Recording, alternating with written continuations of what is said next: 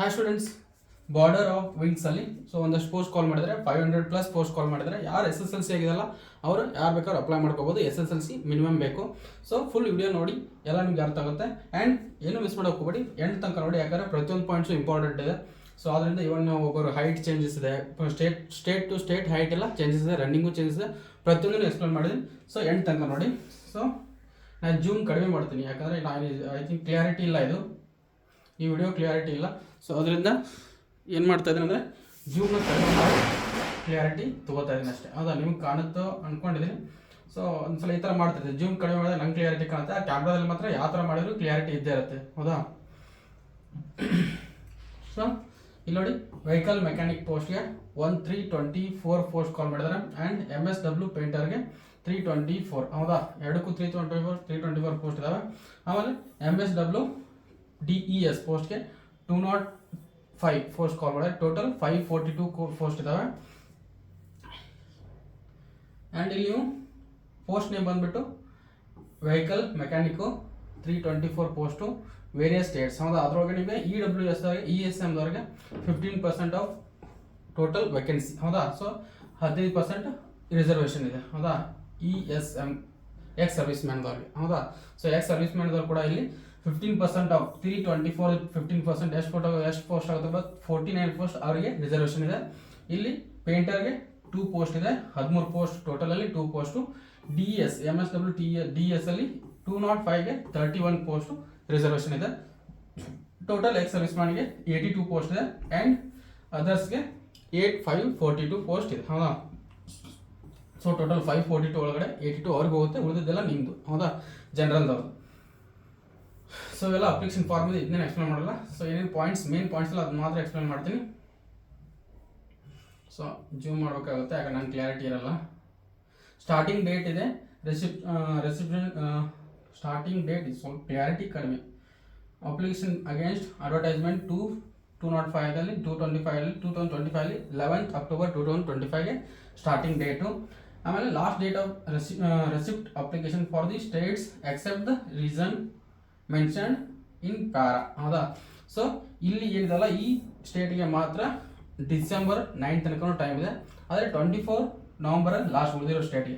ಈ ಸ್ಟೇಟಲ್ಲಿ ಬರುವಂಥ ಯಾವ ಸ್ಟೇಟ್ ಬರ್ತಾವೆ ಅಂದರೆ ಅಸ್ಸಾಮು, ಮೇಘಾಲಯ, ಅರುಣಾಚಲ್ ಪ್ರದೇಶ್, ಮಿಜೋರಾಂ, ಮಣಿಪುರ್, ನಾಗಾಲ್ಯಾಂಡ್, ತ್ರಿಪುರ, ಸಿಕ್ಕಿಂ, ಲಡಾಖ್, ಇವೆಲ್ಲ ಏನಿದೆ ಜಮ್ಮು ಕಾಶ್ಮೀರ್, ಲಾಹೋರ್, ಮತ್ತು ಪಂಗಿ ಸಬ್ ಡಿವಿಷನ್, ಶಾಂಬಾಸ್ ಡಿಸ್ಟಿಕ್, ಇವೆಲ್ಲ ಏನಿದಾವಲ್ಲ ಇದಕ್ಕೆ ಮಾತ್ರ ಡೇಟ್ ಜಾಸ್ತಿ ಎಕ್ಸ್ಟೆಂಡ್ ಇದೆ. 9 ಡಿಸೆಂಬರ್ 2025 ಮಾತ್ರ ಅಪ್ಲೈ ಮಾಡ್ಕೋಬೋದು.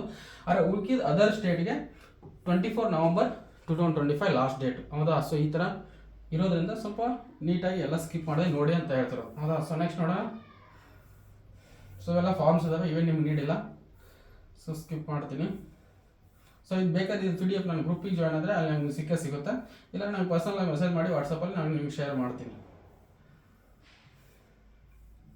ಸೊ ಫಸ್ಟ್ ಟೈಮ್ ಏನಾದ್ರು ನೋಡಿದ್ರೆ ಯೂಟ್ಯೂಬ್ ಚಾನಲ್ ಆಗಿದ್ರೆ ಸಬ್ಸ್ಕ್ರೈಬ್ ಮಾಡ್ಕೊಳ್ಳಿ, ಇನ್ಸ್ಟಾಗ್ರಾಮ್ ಆದರೆ ಫಾಲೋ ಮಾಡ್ಕೊಳ್ಳಿ. ಸೊ ಇಲ್ಲಿ ನೋಡಿ, ಏಜ್ ರಿಲ್ಯಾಕ್ಸೇಷನ್ ಬಂದ್ಬಿಟ್ಟು URದವ್ರಿಗೆ ನೀಲ್ ಇರುತ್ತೆ, ಯಾವುದೇ ಏಜ್ ರಿಲ್ಯಾಕ್ಸೇಷನ್ ಇರಲ್ಲ. SC/STಗೆ 5 ಇಯರ್ಸ್ ಇರುತ್ತೆ. ಅದರ್ ಬ್ಯಾಕ್ವರ್ಡ್ ಕ್ಲಾಸ್ಗೆ 3 ಇಯರ್ಸ್ ಇರುತ್ತೆ. ಹೌದಾ, ಸೊ ಮತ್ತು central government 45 years SC/ST, 43 years OBCಗೆ. ಹೌದಾ, 40 ಇಯರ್ಸ್ URLಗೆ. ಕ್ಲಿಯರ್? ಸೊ ಈ ಥರ ಜೂಮ್ ಮಾಡಿಬಿಟ್ರೆ ಇದ್ರ ನಾನು ಕ್ಲಿಯರ್ ಕಾಣಲ್ಲ, ಕ್ಯಾಮ್ರಾದಲ್ಲಿ ಕ್ಲಿಯರ್ ಕಾಣುತ್ತೆ ಕರೆ, ಆದರೆ ಇದರಲ್ಲಿ ಕ್ಲಿಯರ್ ಕಾಣಲ್ಲ.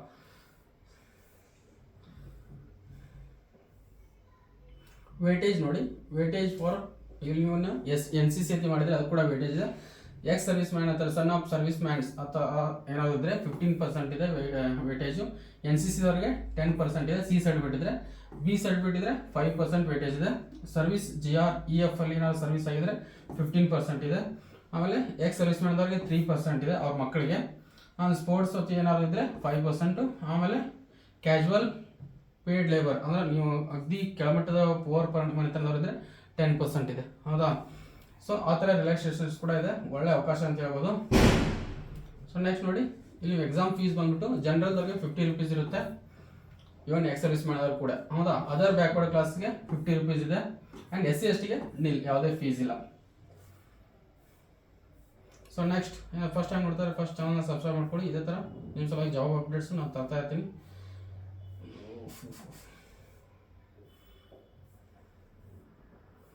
ತುಂಬ ಈ ಕಡೆ ಏನೂ ಇಲ್ಲ, ಬರೀ ಫುಲ್ ಪ್ಯಾರಾಗ್ರಾಫ್ ಇದೆ. ನೋಡೋಣ ನೆಕ್ಸ್ಟ್ ಏನಿದೆ ಅಂತೇಳಿ. ಸೊ ನಿಮ್ಗೆ ಈ ಥರ ಜಾಬ್ ಅಪ್ಡೇಟ್ಸ್ ಬೇಕಂದ್ರಪ್ಪ ನಮ್ಮ ಚಾನಲ್ನ ಫಸ್ಟ್ ಸಬ್ಸ್ಕ್ರೈಬ್ ಮಾಡ್ಕೊಳ್ಳಿ. 100% ನಿಮಗೆ ಜೆನ್ಯೂನ್ ಆಗಿರುವಂಥ ಜಾಬ್ ಅಪ್ಡೇಟ್ಸು ಸಿಗುತ್ತೆ. IT ನಾನ್ IT ಗೌರ್ಮೆಂಟ್ ಯಾವ ಬೇಕಾದ್ರಲ್ಲಿ, ಸೆಂಟ್ರಲ್ ಗೌರ್ಮೆಂಟ್ ಇದ್ರೂ ಕೂಡ ಸಿಗುತ್ತೆ. ಸೊ ಇಲ್ಲಿ ಬಂದ್ಬಿಡಿ, ಇಲ್ಲೇನಿದೆ ಎಸೆನ್ಷಿಯಲ್ ಎಜುಕೇಷನ್ ಕ್ವಾಲಿಫಿಕೇಷನ್ ಬಂದುಬಿಟ್ಟು ವೆಹಿಕಲ್ ಮೆಕ್ಯಾನಿಕ್ಗೆ ಮ್ಯಾಟ್ರಿಕ್ ಆಗಿರಬೇಕು ಆ್ಯಂಡ್ ಮೋಟರ್ ವೆಹಿಕಲ್ ಲೈಸೆನ್ಸು ಇರಬೇಕು. ಹೌದಾ.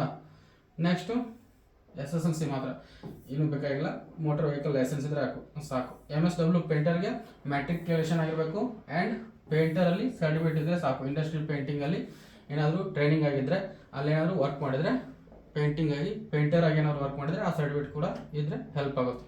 ಹೌದಾ. ಸೊ ನೆಕ್ಸ್ಟು DESಗೆ ಇಲ್ಲಿ ಕೂಡ ನಿಮಗೆ ಮೆಕ್ಯಾನಿಕಲ್ ಮೋಟರ್ ವೆಹಿಕಲ್ ಟ್ರೇಡರ್ಸದ್ದು ಏನಾದರೂ ಟ್ರೈನಿಂಗ್ ಆಗಿದ್ದರೆ ಅದನ್ನು ಕೂಡ ನೀವು ಹಚ್ಬೋದು.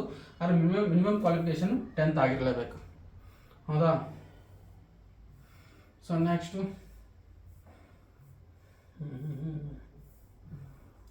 ಫಿಸಿಕಲ್ ಎಫಿಷಿಯನ್ಸಿ ಟೆಸ್ಟ್ ಕೂಡ ಇದೆ. ಸೊ ಫಿಸಿಕಲ್ ಬಂದ್ಬಿಟ್ಟು ನಿಮಗೆ 1.6 ಕಿಲೋಮೀಟರ್ ರನ್ನಿಂಗ್ ಇರುತ್ತೆ.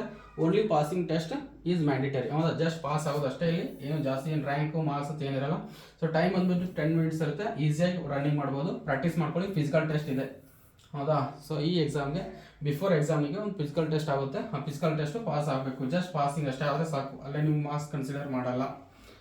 ಸೊ ಇಲ್ಲಿ ನೋಡಿ, ಇಲ್ಲಿ ಬಂದ್ಬಿಟ್ಟು ನಿಮಗೆ ಹೈಟ್ ಬಂದ್ಬಿಟ್ಟು ವೆಸ್ಟರ್ನ್ ಹಿಮಾಲಯ ರೀಸನ್ದವ್ರಿಗೆ, ಅಂದರೆ Jammu and Kashmir, Himachal Pradesh, Punjab hills and western inter state border between Himachal Pradesh and Punjab north east road, ಇವಕ್ಕೆಲ್ಲ ಹೈಟ್ ಬಂದ್ಬಿಟ್ಟು 158.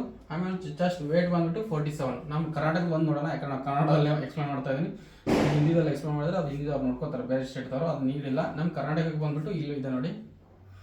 ಇಲ್ಲಿ ನೋಡಿ, ಇವನ್ ನೀವು ಕನ್ನಡದವರು ಮಧ್ಯಪ್ರದೇಶಕ್ಕೆ ಬರುತ್ತೆ. ಇಲ್ಲೂ ನಾವು ಬೇಕಾದ್ರೆ ಮಹಾರಾಷ್ಟ್ರ ಹತ್ತಿ ಅಪ್ಲೈ ಮಾಡ್ಕೋಬೇಕಾದ್ರೆ ಮಹಾರಾಷ್ಟ್ರದಲ್ಲೂ ಕನ್ನಡ ಮಾತಾಡ್ತಾರೆ. ಸೊ ಅವ್ರಿಗೆ ಬಂದ್ಬಿಟ್ಟು 157 ಹೈಟು, 50 ವೇಟ್ ಇರಬೇಕು. ಹೌದಾ. ಸೊ ಇನ್ನು chest expandable 75 to 5 centimetre expand ಆಗಿರಬೇಕು. ಹೌದಾ, ಮಾಡಬೇಕು. ನಮ್ಮದು ಕರ್ನಾಟಕ ಇಲ್ಲಿ ಬರುತ್ತೆ, ಸೌತರ್ನ್ ರೀಸನಲ್ಲಿ ಕರ್ನಾಟಕ, ತಮಿಳುನಾಡು, ಆಂಧ್ರ, ಕೇರಳ, ಗೋವಾ, ಪಾಂಡಿಚೇರಿ. ಇವ್ರಿಗೆ ಬಂದ್ಬಿಟ್ಟು ಹೈಟ್ ಬಂದ್ಬಿಟ್ಟು 157, ಚೆಸ್ಟ್ ಬಂದ್ಬಿಟ್ಟು 5 ಸೆಂಟಿಮೀಟರ್ ಎಕ್ಸ್ಟೆಂಡ್ ಆಗಬೇಕು, ವೇಟ್ ಬಂದ್ಬಿಟ್ಟು 50 ಇರಬೇಕು. ಹೌದಾ. ಸೊ ಇಷ್ಟು ಇದರ ಡೀಟೇಲ್ಸ್ ಇದೆ. ಸೊ ಇದರ PDF ಬೇಕಾದ್ರೆ ನನ್ನ ಗ್ರೂಪಿಗೆ ಜಾಯ್ನ್ ಆಗಿ 100% ನಿಮ್ಗೆ ಅದ್ರಲ್ಲಿ ಸಿಗುತ್ತೆ. ಸಿಗಲಿಲ್ಲ ನಂಗೆ ಪರ್ಸನಲ್ ಮೆಸೇಜ್ ಮಾಡಿ, ಈ ವಿಡಿಯೋನ ನಿಮ್ಗೆ ಶೇರ್ ಮಾಡ್ತೀನಿ. ಆದಷ್ಟು ಬೇಗ ಯಾರು ನಿಮ್ಮ ಫ್ರೆಂಡ್ 10th ಮಾಡಿದಾರಲ್ಲ ಅವ್ರಿಗೆ ಶೇರ್ ಮಾಡಿ. ಜಾಬ್ ಸಿಗಲಿ ಅಂತ ದೇವ್ರ ಹತ್ರ ಕೇಳ್ಕೊತಾ ಯಾರು ಅಪ್ಲೈ ಮಾಡ್ತಾರೆ ಆಲ್ ದ ಬೆಸ್ಟ್. ಈ ವಿಡಿಯೋನ ಎಂಡ್ ಮಾಡ್ತೀನಿ. Thank you. So bye.